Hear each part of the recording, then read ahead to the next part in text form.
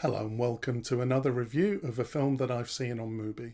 This time I'm reviewing Both Sides of the Blade, directed by Denis. So in French, this film was released under the title Avec Amour et Acharnement.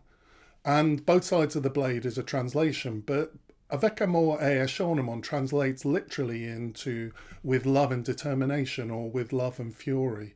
And I find this confusing when a title of a film is translated into other languages and where they effectively change the title. I can understand that sometimes a literal translation won't work, but when you actually have a different title for the film in two different languages, for me, this causes some confusion. Just to cause some further confusion, I think this was released in the US under the title Fire. So in fact, we have three different titles here.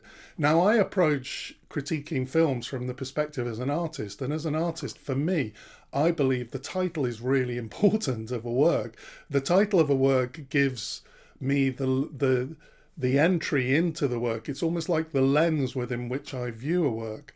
So the same work given two different titles can become a completely different work. So I'm very sensitive to differences in title. And to be fair, this isn't only an issue with this film. I have this gripe with several films where the title is translated.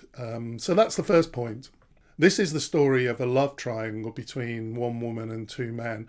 And our two main characters, Sarah and Jean, are a married couple played by Juliette Binoche and Vincent Landon. And the first thing to say is that the acting is superb. For me, these two are French acting royalty, and they're at their very best in this film. We have lots of close shots where we really see every expression on their face. These two actors are so good at their craft. The film is so compelling just from watching these two work together. And in fact, the best bits of this film could easily work as a play with just the two of them on stage. I enjoyed the ambiguities in the characters, that you can't really tell which character to trust. Sometimes you trust one character, sometimes you trust the other. And this was really effective. I did have several issues with this film. For the first one being the opening and closing scenes. The opening scene, we see this very cliched scene of Sarah and John in the sea. They're in love, the music, they're playing in the sea, they're frolicking and in love with each other. And this just felt very heavy-handed in relation to the rest of the film. The film is such a subtle exposition of dysfunction in a relationship and uncertainty and ambiguity. And it just seemed this scene was kind of out of place. The closing scene also, I just found a little bit clunky as well. The complete reboot, the resetting, the starting with a blank slate, I just found that a little bit too heavy-handed. The other issue was in relation to, there's a kind of underlying theme of a debate around racism in this film. Sarah works on a podcast or a radio show, and she interviews various guests, and one of the guests is setting out views on racism, which the right-wing media would describe as woke. And this is contrasted with comments that Jean makes to his son when his son talks about the treatment of black people and Arabs in France. And it just feels like this debate is somewhat not linked to the rest of the film. The thing that really makes this film good, I just don't see how that debate around racism adds to the story. So I didn't really understand what the significance of that was. This film was obviously shot during COVID because there's a lot of wearing of masks, and it did make me think, how will this film look in 10 years if COVID is completely gone in 10 or 20 years and no one's wearing masks? How does this film look?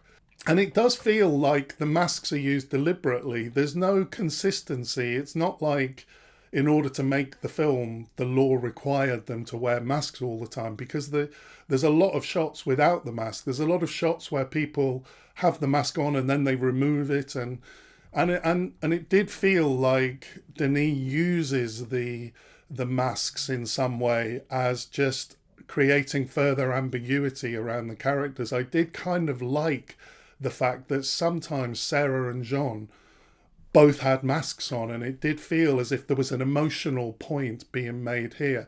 But there just didn't seem to be any consistency in when the masks were on or not. It felt like it was perhaps trying to say something. It was more than just the fact that they had to wear masks because it was COVID. But I never really fully understood what this was about. I thought the music was really good. The music often communicated imminent peril, imminent threat. It did feel like a thriller. It felt like something bad potentially was going to happen. And there's one scene, for example, where Jean comes in and he has his tie in his hand, and you just don't know if he's going to strangle her. And there was a sense of that throughout the film. You didn't really know what was going to happen.